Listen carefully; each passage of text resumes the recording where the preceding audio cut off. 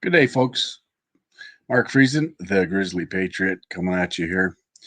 Normally, I'm a live streamer, a content creator, but in this case, I'm creating my content in a recording. Uh, just because I just finished going live and I didn't want to have to suck everyone back into my live feed just to do this. But I wanted to create just a short video relating most, if not all, of the issues that Canadians are experiencing and that's being rammed down our throat across our country. I wanted to relate all of those issues um, to the UN Sustainable Development Agenda because they are all directly related to the goals, the 17 goals and 169 targets of sustainable development. And I'm just going to show you how that lines up, how all of these issues line up with the sustainable development. Now, some will argue that the sustainable development agenda was not agreed to by the Conservative Party, that this is just Trudeau pushing it forward. I can tell you unequivocally that that is not the case, that both our establishment parties are committed to the development agenda and the goals and achieving the goals. They've been on board from early 70s, I'll say, with Papa Trudeau, and it's been in development and creation since then. 92, Mulroney signed it. 2015, Harper signed it. And so it's important for context. Of course, we have to understand historical context to make the present understandable. But rest assured, let's look at some of my other videos. I explain it in depth, the connection between the libs and the cons. It's two wings of the same globalist bird. It's fact. It is what it is. So much so that, and a lot of people don't know this or understand this, but the sustainable development is a commitment made by our establishment governments. And in order to prove that commitment to the UN and the handlers at the UN, our governments had to create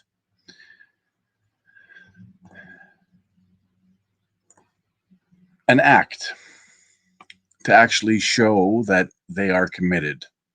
And this is the act that was created in 2008. It's the Federal Sustainable Development.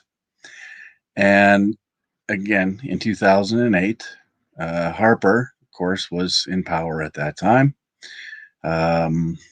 So for those of you who don't think this is real and don't think this is legitimate or some sort of conspiracy theory, it's not.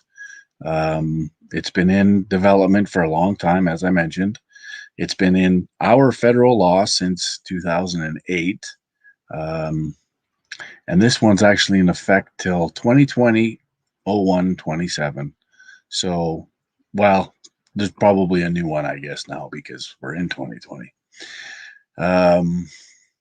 Last amended 2013. And it's probably been amended or will, like I said, be amended or changed. There's probably a new act that's current, maybe till 2025 or 2030, maybe, who knows. So I guess they'll have to update this. But at any rate, it does exist. There is law in effect, and there wasn't one politician that came forward to tell the people of what sustainable development is or the consequences thereof. Whether it be a federal politician, a provincial politician, or a municipal politician, because they are all involved and they are all committed. Varying degrees, of course. For instance, Saskatoon has signed on to ICLEI. That's the group of cities that have committed to Agenda 21 and sustainable development. Regina, for example, hasn't been added to that list. They haven't signed on to ICLEI as of yet, to my knowledge. The last time I checked, they weren't on the list. But they are still committed to sustainability and to, fulfilling the commitments that the federal government has committed to us. So So it does exist. I invite you to go check this out. It's right on the Canadian website. I'm not going to go through all this stuff. You're more than welcome to do so. This is imperative that you look at Federal Sustainable Development Strategy.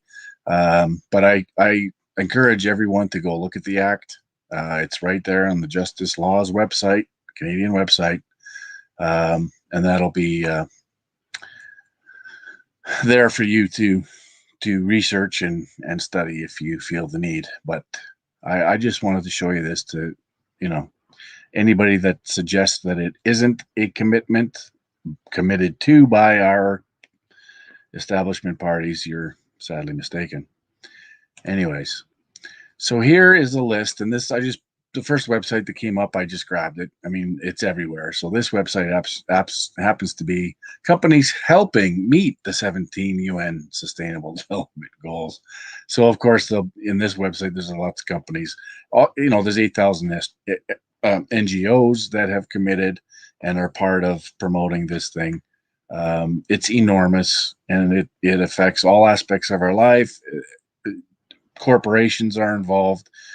Local businesses are involved. Your municipalities are involved. Yet the masses have no idea what's happening. Nobody's explained it to them. Nobody's talked to, done a press conference or an education forum or, any of these things explaining, especially from an opposing position, right? And I think if people understood and understand what this all means and how it affects all aspects of our life, they would have a lot of concerns, which is precisely why no politician or the media or anyone else has promoted this thing until now, because they knew they would get strong pushback and strong opposition to it. But the fact still remains, here we are. So I want to go through some of the issues. I wrote a post on Facebook earlier today, and this was the post. I just copy and pasted it into a Word document. So we'll go through these things, and I'm going to relate all of these issues that affect everyone, from one region to the other, from one coast to the other, and just relate them to the sustainable development. So, of course, the first one is national sovereignty. Well, just by the pure nature of this agreement, we lose an incredible amount of sovereignty. By signing on to this agreement, we've essentially put into the hands of a foreign entity, unelected, socialist in nature, creating policies, cookie cutter policies for the planet. And by committing to these goals and implementing the policies to meet these goals and targets, we have put ourselves in a position of much less sovereignty. We now have our governments committed to this foreign entity and its agenda. So the nature of this whole agreement cedes our sovereignty. So there's a lot of these particular goals and their targets that individually take our sovereignty and remove our sovereignty, just based on the policies that will need to be created to fulfill the goals. So that removes their sovereignty as well. But just the whole agenda in its entirety on its own removes an incredible amount of sovereignty just by signing on to it. And if you look back, there's plenty of footage of Stephen Harper saying that we must accept less sovereignty. We must accept the loss of our sovereignty. He said that on camera a number of times. Of course, it's not promoted, and a lot of people don't know that he said that. I have it on my YouTube channel. You can find it there, or just Google it on YouTube. It's there. Liberals, the same thing. I mean, they've said it too. It's not a secret to them. They just try not to promote it too much. But it is affecting our sovereignty in many, many, many, many ways. No pipelines. So we're fighting to get pipelines to Tidewater. We're fighting to get our resources to the international market so we get fair value for our resources so we can be prosperous. There's an enormous attack on our energy industry, on oil and gas, on pipelines, on transportation. That is all relative to, of course, the Paris Accord, which is the attack on CO2 being the big enemy. Climate change is the big enemy that we all have to focus on, that we have to go to war over. It's a war against, CO2 and emissions, creating greenhouse gas. Excuse me, creating greenhouse gas effect. And so that's the whole focus. There's a huge attack on, of course, anything that creates CO2 emissions, that being oil and gas. Now, particularly, the Paris Accord would fall under goal number 13. And I'm not going to go through all of the targets of each one. You guys can do that on your own, do your own research, but you can connect your own dots on your own time. I'm just going to be relating these issues to the actual goal. And of course, each one of these goals has, as I mentioned, a number of targets. There's 169 altogether. If you go to each one of these, there's compacts that are developed and signed in relation to these goals, and the Paris Accord is a great example. That's one of the compacts or the accords that is signed. This is one of the most important ones, the Paris Accord, because it is the linchpin. Back in at least 2012, if not earlier, but it was actually listed on the UN website that they created this CO2 taxing specifically to raise funds to fulfill the rest of the agenda, the rest of the goals of this agenda. Takes an incredible amount of money. $4.5 trillion annually is the estimate, and that could be on the low end. But that is the estimate. So it takes an incredible amount of money. So not only are your taxes going in to fund this agenda, but NGOs are raising money, billions upon billions upon billions annually through charity, that type of thing. NGOs are raising funds alongside. So not only are your taxes going to fund this agenda, but also fundraising and charity and NGOs are raising an incredible amount of money to fund this agenda. So when we talk about the climate action and Paris Accord, that is the linchpin. Without that accord, without the ability of nation states, of course, we're moving away from nation states, but they're using nation states right now to raise funding. Without nation states, they don't have an ability to raise enough money if the nation states aren't taxing their people. Now, of course, who are we talking about? Well, we're talking about nations in Western civilization, primarily because that's where most of the wealth is, quote unquote. So it's part of the redistribution of wealth scheme. It's socialism on a global scale. It's take from the wealthy, give to the poor. And so, but it's, again, it's a mechanism to raise funds for this agenda. So that's why I consider that number 13 and the Paris Accord to be the linchpin to this whole agenda, because of the funding and the wealth that's being extracted by using this attack on CO2. But it also reaches further than that, of course, because if we are, a nation that is standing against CO2 emissions, then of course we can't be promoting the transportation or the exploration or the extraction of oil and gas. That would be inconsistent with the goals set out in number 13. So that's why the attack is extended. It's not just about taxing, it's extended to industry that is creating this CO2, not only in the action of extracting this resource, but of course, the selling of the resource, the transporting of the resource, all of these things, and the resource itself, right? So that's why there's such a heavy attack on our energy industry, including pipelines. That's why I say to folks in Alberta who are so upset about pipelines, as I understand, we all understand how hurtful and painful it is for you folks, um, because you're directly affected by this attack on the energy industry. This is much bigger than just pipelines. This is much bigger than just, um, you know, oil rigs and Fort Mac and the oil sands. It's much bigger, but this is a huge part of the puzzle. So understand that no pipelines is directly related to number 13, and of course the Paris Accord. Tanker bans, same thing applies. Everything I just said about pipelines applies to the tanker ban. It's the same, falls into Paris Accord and CO2 and oil and gas being the devil.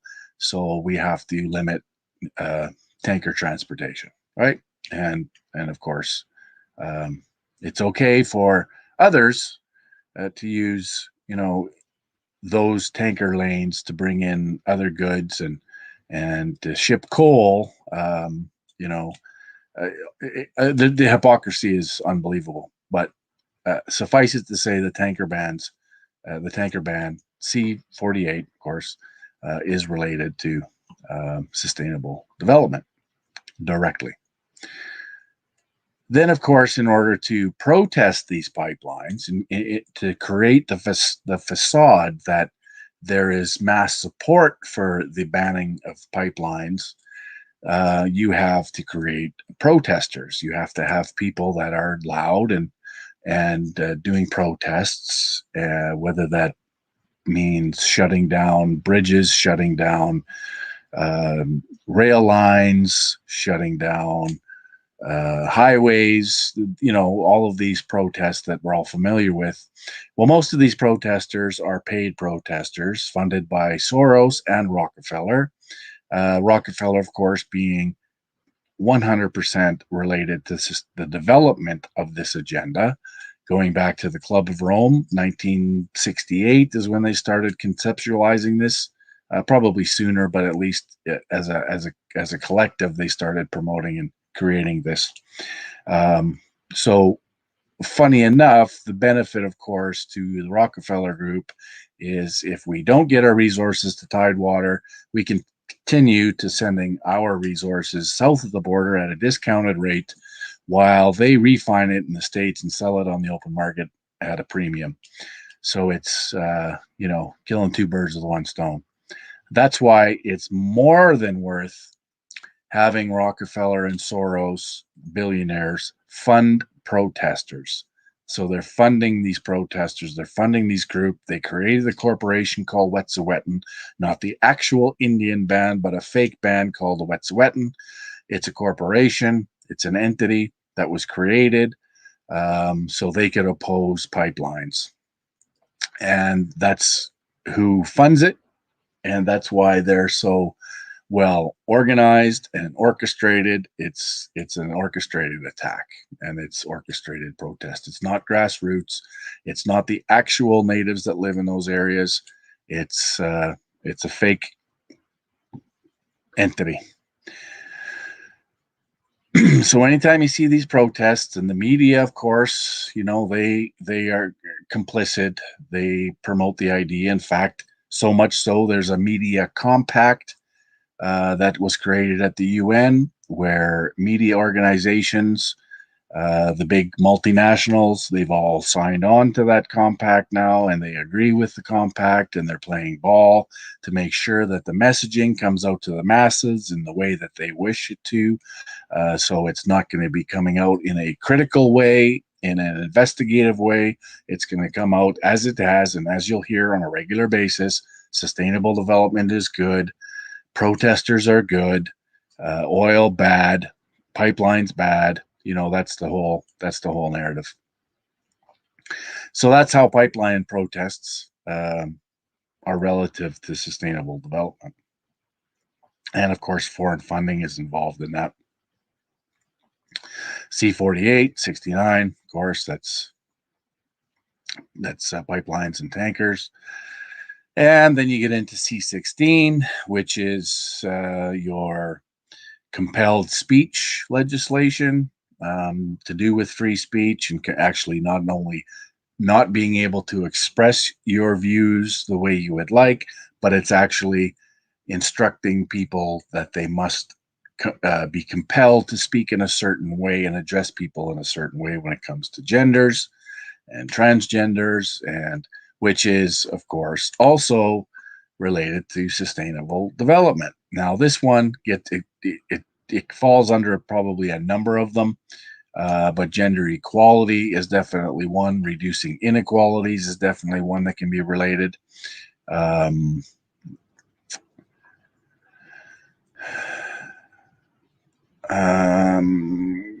you could education is definitely related. Of course, they're pushing transgenderism. They're pushing LGBTQ in our schools. So you would definitely, at least three of these goals are related, and you'll see if you went to these discussions and to these commissions and councils at the UN, you'll find that all of these issues, they relate them to sustainable development. So, for instance, toxic masculinity, right? They have a whole committee that deals with toxic masculinity. And so when you then see the media promoting the idea that masculinity is toxic, when you have educators and university professors promoting the idea that masculinity is toxic, that's all related to sustainable development. Now, there's other ways that you can relate that. If this is about busting down traditional family, this is about busting down um, the heterosexual male, um, the dominant of the species. They want to emasculate men because men are ultimately the ones who will fight the hardest and against this agenda, against socialism, against all of these issues. So it's important for them to ensure that they reduce that sense of masculinity, that they eradicate essentially masculinity from the equation to make it much more easy to adopt and implement these policies. So that's all tied together into C16, of course. The whole narrative on genders and transgenderism and all this narrative is all, of course, directly related. C71, of course, that's to do with gun rights, and there's going to be more legislation coming. The whole attack on property rights, especially gun rights, falls under something called UNODA. It's a group at the UN, and they've basically had countries sign on to the Small Arms Treaty, which essentially they want to eradicate the stockpiling of small arms, which essentially means they want to control what kind of guns, how many guns an individual keeps for themselves. So you'll hear politicians say, yeah, we still want, hunters can still be hunters, and that's important, blah blah blah, but they're going to restrict, of course, all the types of weapons that they deem to be assault weapons, quote unquote. And so they're using that, and that's where this whole agenda comes from. It comes from UNODA and the Small Arms Treaty.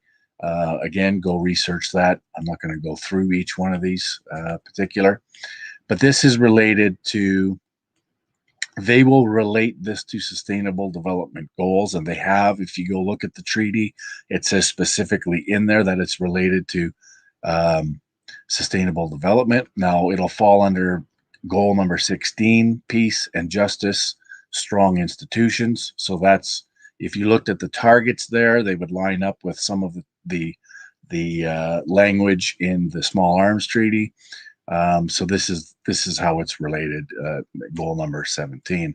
You could also relate it to partnerships for the goals, because this is where you bring in NGOs, this is where you bring in protest groups, this is where you bring in the George Soros and the Rockefellers of the world, who fund the narrative, who fund the propaganda against guns.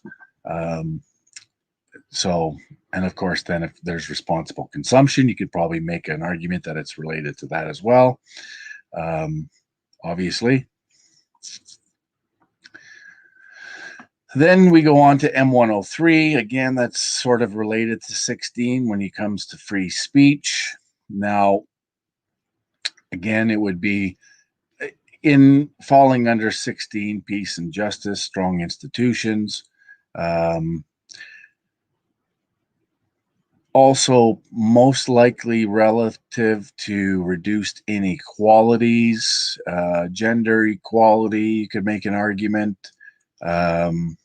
Decent work and economic growth. The thing is with M103 is this is where we have to discuss really quickly who is the UN. The UN is made up of 195 countries. Of that 195, there's another group called the G77, which is 135 countries, all non-Western countries in that group. They have a very influential role in the development of these goals. They have a lot of influence in creating the policies that come out of these goals. And within that 135, you have 56 plus 1, which is the Organization of Islamic Cooperation. They have an enormous amount of influence on that group of 135, simply because of who they are and what they represent. And they have, of course, a lot of the resources in the world and in the Middle East. So they do wield a lot of power in that group, who then, of course, wields a lot of power overall in the UN. So when you can see the UN, when we talk about the Human Rights Commission, you have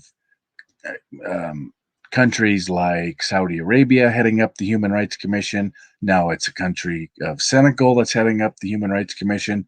You have Iran that heads up the Women's Rights Commission, which is, so you begin to understand why that's happening, because of the influence of the groups that I mentioned and the Organization of Islamic Cooperation and its affiliation to the G77, which is a group of 135.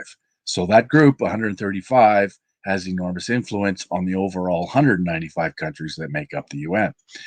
But what's also interesting is within that group of 56 plus 1, so the plus 1 is Palestine, within that 56 plus 1, you then have the Muslim Brotherhood, who plays an incredibly influential role within the OIC.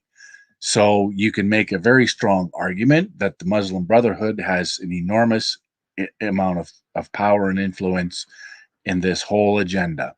And the creation of this agenda and the creation of policies that countries are going to have to abide by. And then you can really quickly then understand why there is a motion 103 regarding Islamophobia. Islamophobia being a made-up word by the Muslim Brotherhood, that everybody is, all these countries are expected to introduce into legislation specific to Muslims. So that's the connection there. Huge job loss. Well, of course, with the Paris Accord and the attack on energy, there's huge job loss. But obviously, throughout all of our industries, and I'm going to get into that here in a minute, but that's related to this whole attack on CO2 and our prosperity. Now, you can also relate huge job loss to decent work and economic growth. Now, this is interesting because decent work is relative, right? So if you take a whole bunch of jobs out of the oil and gas industry that was a good job and paid really good, and you replace that employment with, retail jobs and other low paying and low level type of work, well, you've replaced the jobs, but you haven't replaced the incomes. So, but that's okay, because within this agenda, it's all about equality. It's all about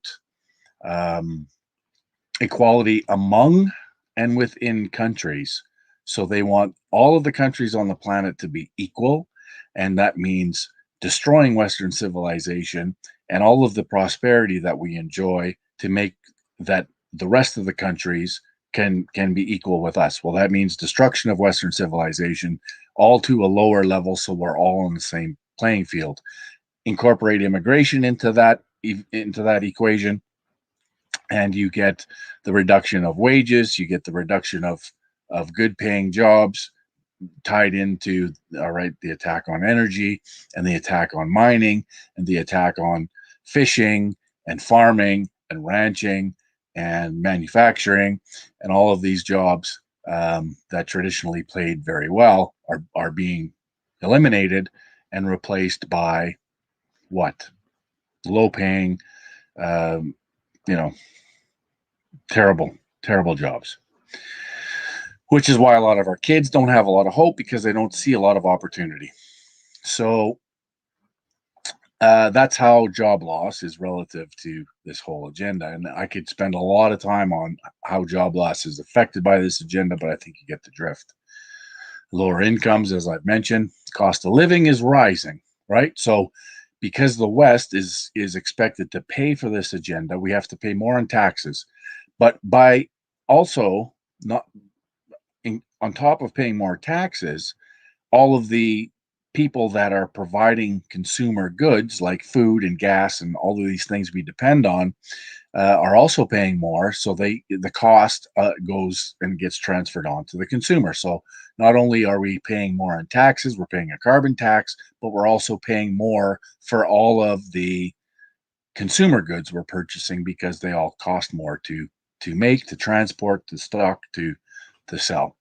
And that cost always gets put onto the consumer. So there you go. While we have a rise in the cost of living, which means a lowering of the standard of living, we're also getting lower incomes. We're also don't have the same jobs that we had or should be having in a prosperous, sovereign Canada. Then you have huge land grabs. We've seen this in BC. They do a lot of this land grabbing using the UN Declaration on the Rights of Indigenous Peoples, UNDRIP. So what they'll do is they'll partner with native groups in Canada, for example, in BC. There's a band of 200 Indians that are then given the responsibility to be responsible stewards of an enormous chunk of land that only they have access to, and the rest of the citizens of British Columbia will be prohibited or restricted from that area. So they'll use UNDRIP to achieve that goal. And of course, the natives, they think this is a great thing because they finally feel like they get their land back, but really they're just being used for the UN to achieve their goal. So we're seeing huge land grabs. We're also seeing private land being removed from people against their will, or they're just offered enough money that they're satisfied, so the government can reclaim that land and make it crown and do what they want with it. Now, there's an interesting thing going on as well. There's an idea of, sorry, my dogs are barking. There's an idea to, one second.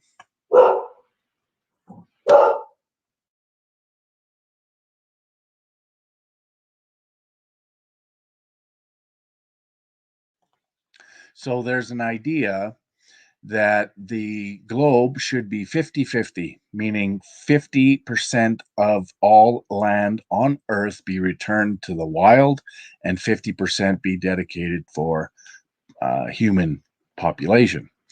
And so that is an incredible goal to try to achieve, but it is relative to sustainable development. We get into sustainable cities, smart cities, which is where they want people that live in rural areas to move into the cities. They want to make rural living too expensive. They want to make rural living without the ability to actually make a living. It's being bought up by huge corporations, sending people into the city.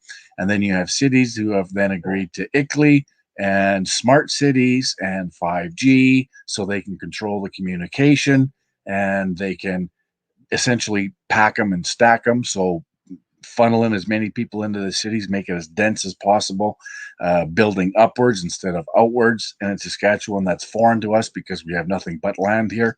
But this is what they've agreed to. This is what they want to do. So when you talk about land grabs, it's all relative to a number of these. Industry, innovation, infrastructure, again, relative. Life on land. This is another one of the goals that are directly related to that.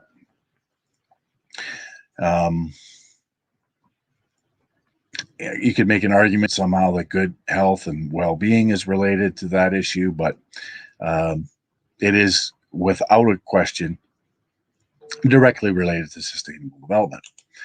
Land use prohibitions, as I mentioned, you're going to see more and more of that. They're going to be creating more and more national parks and areas that'll be fully prohibited from human activity whatsoever.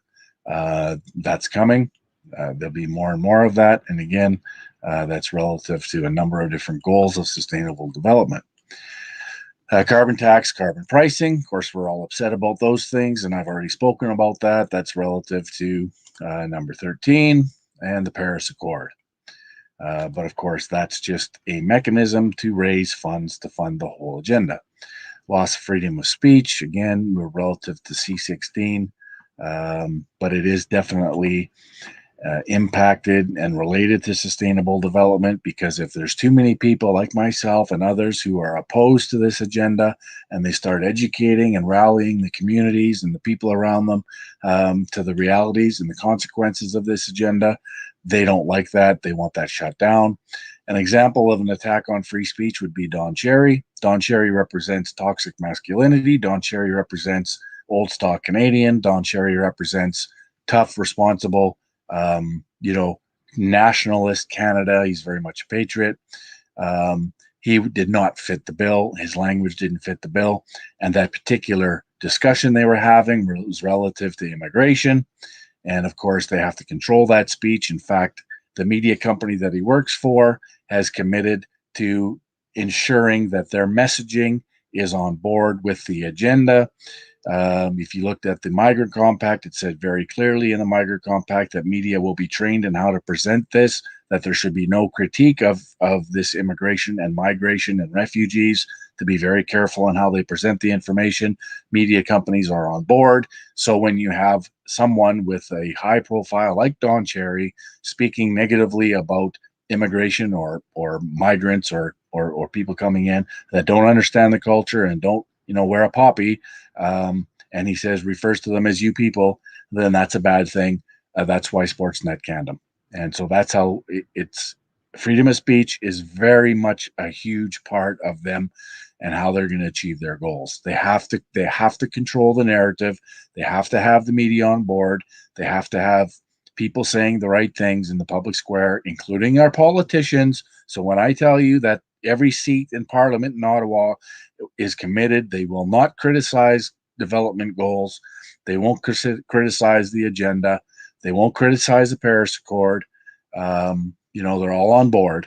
This is all relative to freedom of speech because they're all being told to say a certain thing in a certain way.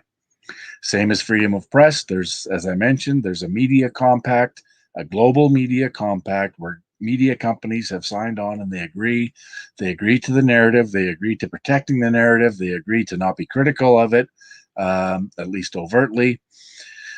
Then, of course, we have our Trudeau government, who has, of course, provided $622 million for media companies. So they continue to play ball. So that's the carrot.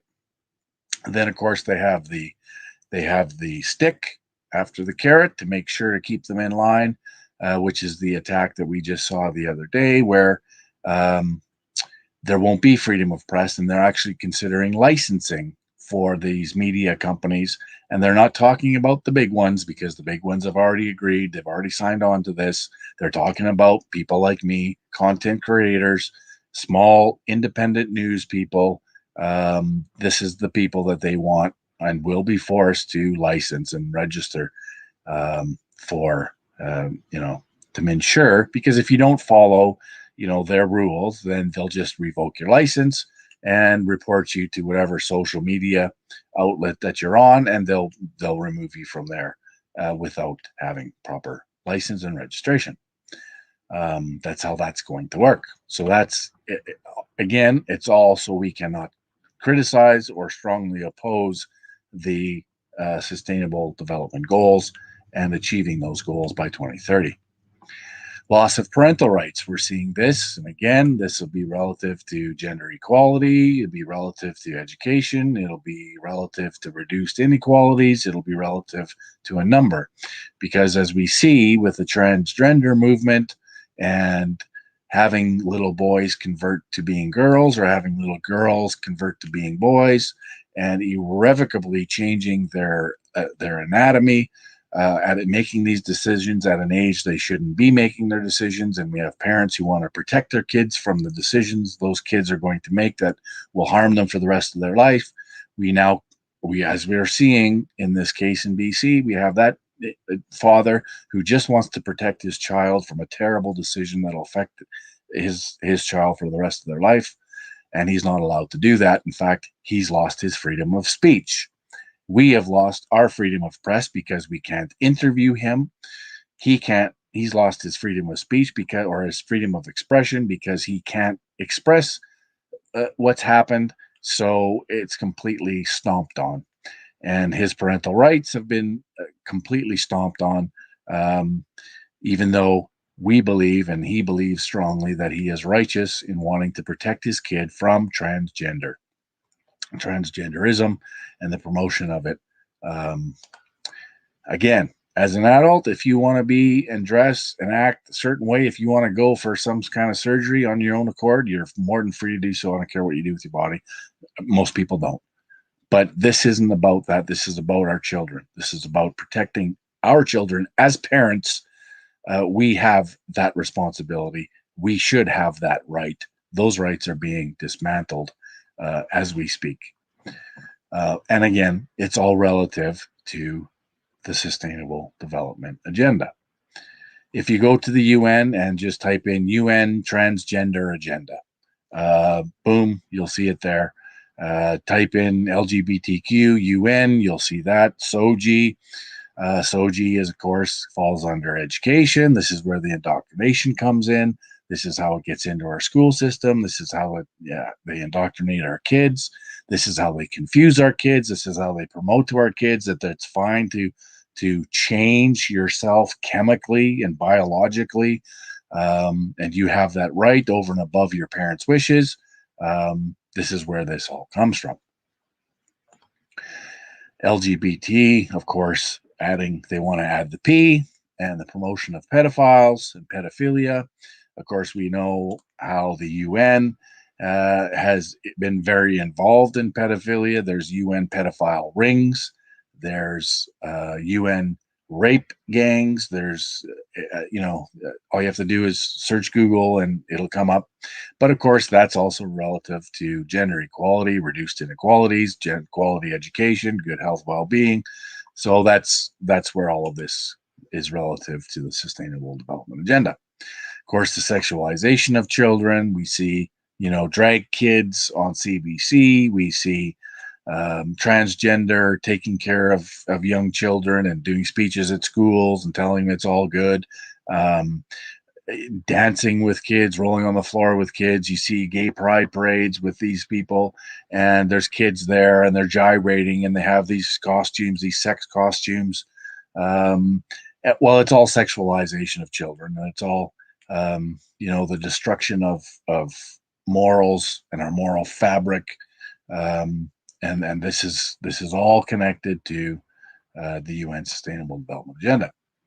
Abortion, of course, is another thing that they're using, and this isn't relative to the population control and reducing the world's population. But what they're doing is they're telling people in the West that we should have less kids. Meanwhile, they're importing people by the millions to our country. So it's population replacement. And one of the ways they do that is through abortion. And again, this is relative to reduced inequalities. They want all countries to be the same. They don't want, this Western civilized world to be what it represents. They want all countries to be equal. So one of the ways they're going to do that is through population replacement and reduction. You could also relate that to responsible consumption and production, because it's controlling essentially how much food is going to be consumed and who's consuming it and what they're consuming. It's relative to sustainable cities. And ultimately, if you want a population that's easy to control, you remove masculinity, you remove this sense of freedom and liberty that the Western civilized world has promoted so much and protected so much to this point. You have to remove those pillars to achieve your goal of being able to control a society. And you also replace that society with people from societies who are used to being controlled or submissive or submitted to a particular religion, which of course is Islam. And that's why we're seeing most of the immigration coming from the Middle East and North Africa, because those are the folks that when they come and they live in their ghettos, they're easily controlled. They're easily put on welfare, dependent on the government. The government can then tell them what to do, and they'll be submissive because their first and foremost goal is to be a good Muslim and representative of Allah and Muhammad. And so it's very easy to control those people because their primary focus is their religion. All else doesn't matter. So it's much easier to control a group of people like that than it is a group of people who are used to freedom and liberty and justice and all of these things we cherish in Western civilization and in Canada. And of course, you have disrespecting our veterans. Well, that runs against toxic masculinity. That runs against Western civilization values. Generally speaking, the military is a masculine entity.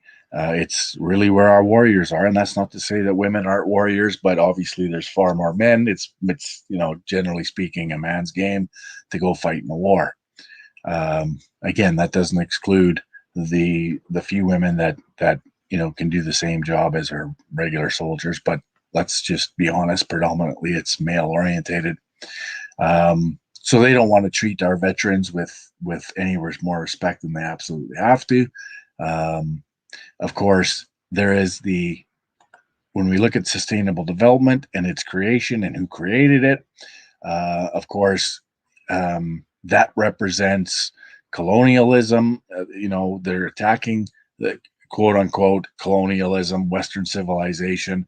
And part of that, of course, is our military. So we don't want to, look at the Afghan monument or memorial in Ottawa. It's not even open to the general public. We can't even go and pay homage to our soldiers who served in Afghanistan because that would hurt somebody's feelings. So they hide it in a building. Even when they opened it up, not even the families of veterans who were lost in Afghanistan were invited to attend that event, because again, you're offending, of course, the good soldiers and of the Taliban and Al Qaeda and all of those other wonderful groups. So why would we don't want to offend those people, so we're just going to bury it. So it's all related. Promotion of terrorism. Of course, you have Cotter, who gets paid $10.5 million because he was a poor child soldier who made IEDs and giggled when he did it. IEDs that most likely killed many Canadians and Americans, who then went on to kill an American sergeant by the name of Christopher Spear. But yet we pay him $10.5 million because of all of the horrible things that happened to him because he went to jail because he's a terrorist.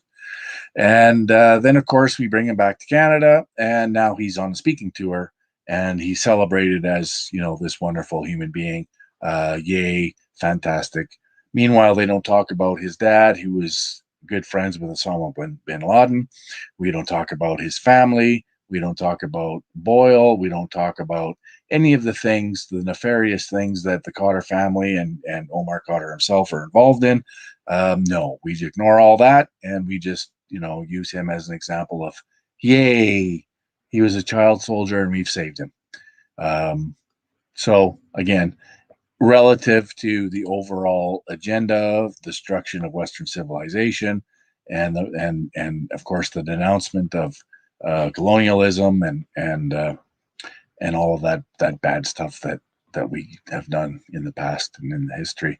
And to move forward, we must, with this agenda, we must promote this terrorists and denounce any activity that we are part of, however proud we could be about those things.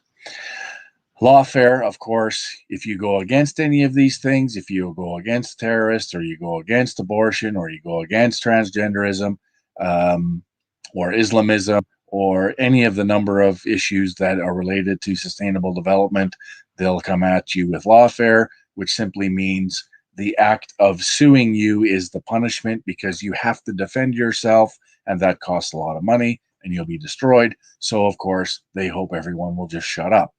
And so lawfare is heavily used in our system by all our parties. We just saw, right in the last couple of days, we saw Laura Lynn run through court, told to shut up. She's talking about the father out of BC, and she got this deplatformed off social media for it. Her videos got taken down. She got ordered to attend court. We also seeing it now. Waleed Solomon, who is a Islamist and has close relations and close ties to the Muslim Brotherhood, he just put out a threatening letter to Daniel Boardman, who called him out on his ties, and he happens to be the campaign manager for Aaron O'Toole. Aaron O'Toole is running for the leadership of the Conservative Party, who has, obviously close ties to Waleed because it's his campaign manager. It's just, or campaign chair, sorry. So even the Conservative Party of Canada is now using lawfare to stifle any opposition or any critique. Endless regulation. Of course, we're getting regulated to death. There is no free market anymore. It's all crony capitalism and corporate welfare. Dairy cartel. It's all, state influenced and state run. And so there's lots of corruption. There's lots of deals made between groups, representative groups and corporations with government. Play ball, we'll be nice, you'll get contracts. Don't play ball, you won't get contracts, you'll be finished. So again, it's all part of this attack on free market and everything Western civilized countries cherish. But of course, with all of these goals will come more and more and more regulation in order for them to be able to achieve their goals. And this regulation, you'll see it across the board. Pretty much all of these, you will be regulated in one form or another. So all 17 of these are related to the regulations that are in place, proposed to be in place, or in the future. It's all relative and all related to the sustainable development. I mean, if you look at Trudeau's policies that he put in place in his first 4-year term, all of them are relative to the sustainable development goal. Each and every one is relative. Look at the acts, C48, C69, C16, M103, C71. They're all relative to sustainable development agenda. His whole mandate is related to sustainable development agenda, which is why he can refer to us as a post-nation state, because of their commitment to all of these goals. And to achieving these goals, you have to give up your sovereignty in order to achieve them. That's why he referred to us as the first post-nation state. Loss of property rights. Okay, again, that goes to not only physical property like your land. If you buy a house in Saskatoon, you'll no longer, it's coming, you'll no longer, under the urban agenda and under ICLEI, You'll no longer be able to trim your own trees. You'll no longer be able to remove a tree. Even if you have this property it's been in your family and it's your tree and you planted it, doesn't matter. It's going to change. You're going to have to need permitting and licensing and approval to either remove that tree or to prune it. You'll need licensing for that. So it's really not your property. They just tell you you're basically renting it. And paying taxes on it, but it's not really yours. This goes for suburban property as well. Not only does it go just to suburban, like your suburbs, but it goes to acreages and farms as well, especially if there's water on that property. If there's water on that property, the government will come in and restrict what you can do with that water, how you're going to develop your land based on that water. So we have life on land, it's relative to climate change, it's relative to sustainable cities, it's relative to responsible consumption and production, it's relative to industry, it's relative. So it's relative. This property rights is relative in a lot of ways. Then we get into specifics of gun rights, of course, gun prohibition. I spoke of that already with C-71, but there's more legislation coming. And I guess, again, it's related to UNOTA and the Small Arms Treaty and the de-arming of societies and countries and so on. So we have a big fight there. Again, all relative to sustainable development agenda. Ultimately, with what they want to do, all we have to do is look to Venezuela and other countries like that where they came in with socialist government or communist government. First thing they did was remove firearms from the masses, from the populace, because without firearms, they're much easier to control and much easier to implement all of the goals of sustainable development. So they must remove these firearms, especially when it comes to what they call stockpiling.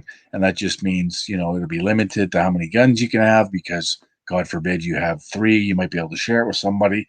And if you have to defend yourself against the state, you won't be able to do that. So that's why they're coming back. They understand that the consequences to all of these goals is going to be enormous and immense, and the reaction is going to be horrible. People are going to be upset. They're going to be fired up. They're going to be angry. And it's going to come to a point where there may be some sort of rebellion or revolution to fight back if we don't change our government and the direction it's going in the very near future. A hijack education system, of course, I've already spoken to that. That calls under quality education. There is a common core that they want to put out. They want the same narrative, the same indoctrination to all kids around the world, and have that same. They want everyone dumbed down.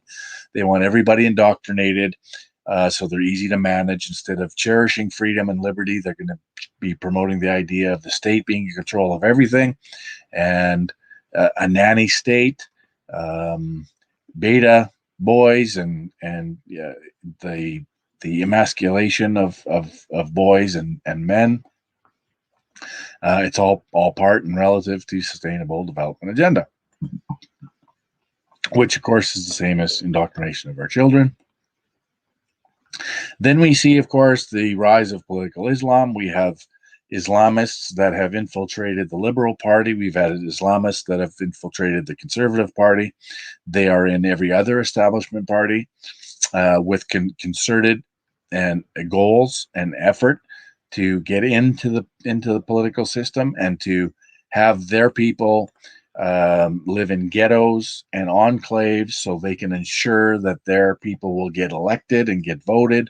This is why the Conservative Party panders to that group. This is why the Liberals pander to those groups. This is why you see newspapers in these communities, all from other countries, promoting and encouraging people to vote Liberal. This is why they're doing it. But political Islam is the most pervasive of all of the religious groups, and they are 3% of our population in Canada. Maybe it's more now, maybe it's 4%, but they are by far the loudest and the most active, because they understand, and this is how they've managed to get through into Europe and to get elected there, to change policy, to change laws. Um, so they're very active, and it's very, very dangerous for our country, as it has been for many others. And and so again, relative to sustainable development, when you look at who has created a lot of these policies and a lot of this, ultimately it's attack on Western civilization. And the Islamists, of course, are trying to capitalize on this situation, the weakening of Western civilization, so they can, as Islamists who are supremacist in their ideology, they believe that they need to establish a worldwide caliphate. So they're using all of this to jump on it, to take control. And one of the ways they'll do that is, of course, through political Islam, through political entryism, and get into our system to change things from within. Very important and very relative. Mass migration, of course, that's, we've spoken about that already. That's definitely related to a lot of these. And of course, two of the pacts that have been developed is the Migrant Pact, which we're all familiar with. And then there's also the Refugee Pact, Compact, which people are less familiar with, but far more dangerous to our country, because the exposure through the Refugee Compact is much greater to Canada than the Migration Pact is, because most of the migration comes from the States. And by the time that enormous migration coming up, Donald Trump is already stopping it. So we're not going to see that influx on our borders quite as much. The only reason we saw it in the last few years is because Donald Trump's attitude toward mass migration. So those people wanted to come to a much friendlier country when it comes to supporting these migrants and refugees. But what's the greater danger to our country is the Refugee Pact, which refugees en masse can be shipped or flown to Canada, and Canada will have been dictated to as to how many refugees and where they're coming from, and it'll be directed, and our sovereignty, of course, is further ceded to this UN agenda, which, of course, relative to migration, as we discussed before, reduced inequalities, and the overall no poverty, no hunger approach and goals, to ensure that, again, all countries are equal and everyone has the equal opportunity for food and employment and education and all these other things, but they want it equal across the board. And so we know what happens when we try to achieve equality through policy or legislation. That then becomes, of course, equality of outcome rather than of opportunity. And that's a recipe for disaster, but they don't care because it's part of their socialist collective agenda of equality across the world. And we're in for a big world of hurt. Cultural genocide, of course, that's part of it. Again, we've talked about this already, but it's Western civilization and the culture that we cherish, the culture of freedom, liberty, justice, equality under the law, tolerance, all of these things that we all cherish, responsibility, hard work, all of these as Canadians we identify with. This is what they want to destroy, because all of those things that we cherish are the exact things they need to go after to achieve all of these goals. Toxic masculinity, we've talked about that. Corporate welfare, crony capitalism, we've mentioned that. So that's relative, of course, very relative to the sustainable development goals. When you talk about corporate welfare and crony capitalism, they have another compact called the Global Compact, and that's relative very much to number 17, partnerships for the goals. This is where they get the multinationals, the big corporations to get on board, so they can take advantage and crony capitalize on the situation created by this agenda. And of course, when you have a globe that's opening up to consumerism and energy and these other things that are required. These crony capitalists want to capitalize on that. So you see this merge of socialism and capitalism, where it's not, of course, real capitalism. It's not a free market. It's a controlled market. It's a globally controlled market. It's essentially becomes fascism when you have the state basically, working with multinational corporations to control the masses. 100% relative to this very important part of this, actually, this whole agenda is to have that corporate welfare and crony capitalism, to have them on board. And you can see companies. I just read an article today, the cooperators co-op here in Saskatchewan. If you go down to the bottom of their website, they talk about sustainability and achieving the goals and playing a part as a strong partner in achieving those goals. You see it right there, which is interesting because on the flip side, Unifor, of which the two are fighting right now over contract negotiations, Unifor also on their website promotes the idea of sustainable development agenda. So that's kind of an interesting sidebar. Of course, higher taxes, we've talked about that. In order to fund this, they require more taxes, and that's why we're seeing more taxes. Bought off media, we've talked about that now. Mentioned that earlier with the Global Media Compact and how the media is used to protect the narrative and to protect the messaging and to repeat the messaging over and over. That's why it's so prevalent these days, more so than any other time. You have the media regurgitating the language that the UN wants them to regurgitate so they can achieve these goals. Again, I spoke about it before, so I won't go too far into it. Then, of course, the destruction of our industries, energy, big attack on energy, mining, same, manufacturing, fishing, logging, farming, ranching, all being attacked, all being decimated. Right back, to the 80s when the fishing industry on the East Coast was decimated. And of course, it's being heavily regulated and controlled on the West Coast. And then, of course, logging, all of these things are being attacked, and it's all 100% relative to sustainable development agenda, i.e. industry, innovation, and infrastructure. So they're creating policy to control our industries, to decimate our industries. And it's also relative to goal number 8, decent work and economic growth. It's also relative to number 7, affordable and clean energy. It's relative to sustainable cities. It's very much relative to this whole agenda. And really, all of these goals are connected, right? So they're not an individual thing. It's all part of the greater sustainable development agenda. They're all connected. And then all of the aspects and targets of these are connected.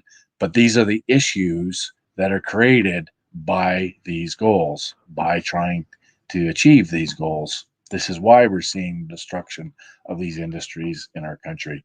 Generally, good business to be in, generally a good employers to work for, the solid wages, good benefits, those are all going away because of this agenda. Again, changing the anthem, so they're going after our culture. They're going after, again, it's relative to gender equality. And of course, it's part of the narrative, it's part of the conditioning, it's part of the indoctrination to remove in all thy sons command to in all of us command. That's why it was important. People had a visceral response to it that they didn't want our anthem changed. They thought it was ridiculous, but it's worse than that. It's related to these goals. It's related to achieving these goals, and it's related to a foreign entity dictating how we do business in our country, up to and including changing our national anthem. And Don Cherry, of course, firing him. I mentioned him earlier. That scenario with the media and controlling messaging and the narrative, they just couldn't have that. Plus, of course, toxic masculinity and white heterosexual old man bad. Of course, they're targeting hockey shortly thereafter. Ron McLean and the few there jumped on hockey.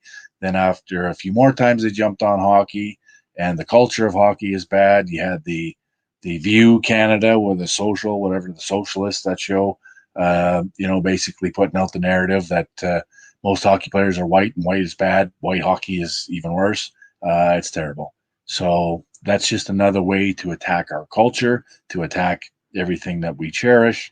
And one of the things that really unites us is the game of hockey. How do we destroy that unity while we attack one element of that precious game?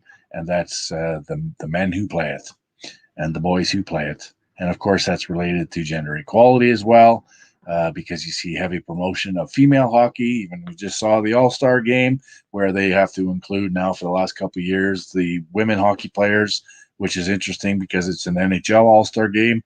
But we have to include them in everything. And this is coming from sustainable development. Bike lanes, people are pissed off about bike lanes. Well, this is where it comes from. It's part of the urban agenda. They prioritize cycling and pedestrians and cyclists over traditional transportation, your personal vehicle to get you to work. Even though it's minus 40 in the winter, they're telling you to ride your bike. So eventually they want to get to the point where nobody drives their car downtown. They want everyone using electric buses, bicycles, or their feet to get to and from downtown. So there'll be heavy restrictions. That's why they want to eliminate some roads and replace them with bike lanes. It's social engineering is what it is. And it's all, again, part of moving people into the cities, sustainable cities and communities, off of rural areas and into the cities where they're much easily controlled. And it's all relative, again, to sustainable development. It's all connected. The whole no meat thing, again, that's back to the industry and attacking ranching. But of course, it's another way to attack sort of masculinity and the idea of hunting and feeding ourselves and being self-reliant. It's all related. It's also social engineering, where they create a product like this Beyond Meat product that you see in your grocery stores and every fast food chain that jumped on it, offering it when there was no demand. They created the supply and then tried to socially engineer the demand. And they're failing at it, thankfully, but this is what they try to do. So they try to socially engineer that demand and then provide the supply first. So it's all social engineering. Again, it falls back. The reason why they're doing it is this life on land, climate action, sustainable cities. It's all related, and this is where it all comes from. So everything that you have seen, and I'll just read what I wrote, every single one of these issues is directly related to one or many of the 17 goals of sustainable development and its 169 targets. Every single one. All of these issues that I just went through, every single one that pisses everybody off, doesn't matter what part of Canada you're from, every one of these issues is directly the cause and related to sustainable development agenda. All of them. There's probably some I've missed, and maybe if somebody's watching, they can identify in the comments below. But it's all related. Every last one of them. This is globalism, folks. This is sustainable development. This is why all of these things are happening. It's social engineering. It's socialism on a global scale. It's redistribution of wealth. And it's going to get a lot worse. They have these goals that they want to reach by 2030. That's 10 years from now. It's just getting started. This is a war. It's a war against Western civilization. It's a war against freedom, liberty, justice, equality under the law. It's capitalism. It's a war against all of that. It's a war against the free market. It's a war against all of these things that we cherish and hold dear. Please, folks, understand what this means, what the consequences are to this agenda. It's too important to ignore. It's too important to micro-protest these issues specifically. Understand it is the head of the snake. UN Sustainable Development Agenda is the head of the snake that's creating all of these issues I listed, every last one of them and more. Anytime you find anything that's somewhat controversial, relate it to sustainable development. If you're questioning it, just Google whatever the issue is plus UN, or Google whatever the issue is plus sustainable development. You'll find the answer. It'll be right there. Whether it's transgenderism, whether it's meat, whether it's guns, whether it's pipelines, it doesn't matter. It's all relative. Just Google it. You'll find it. You'll relate it to this, and you'll have your answer. It's all connected. There's one head of the snake. We need to get a government that will cut that head of the snake off the snake, and that'll be the end of it, and we'll have our country back. Until we do that, we're going to feel an incredible amount of pain, and there'll be an incredible amount of consequences to this agenda for countries like ours. Anyways, that's what I wanted to do today. I hope you've learned something. I hope this has helped you understand what this means to our country and how it's related and how it's affecting every aspect of your life. So I hope it's helped. Please share it. Please like it. Please comment in the bottom. And if there's anything I left out, by all means, mention it in the comments. I'm going to do another video with a PowerPoint that's somewhat similar to this, but more specific to some things. So stay tuned for that. But I hope you enjoyed the video. Again, please share it. Share it with people in your family. Share it with people you work with. Share it with folks whenever you can. It's important that people understand and they connect these dots, because if we can all connect the dots and identify the UNSDA as the head of the snake, we will be able to defeat this and get our country back and stop all this nonsense. So anyways, ciao for now.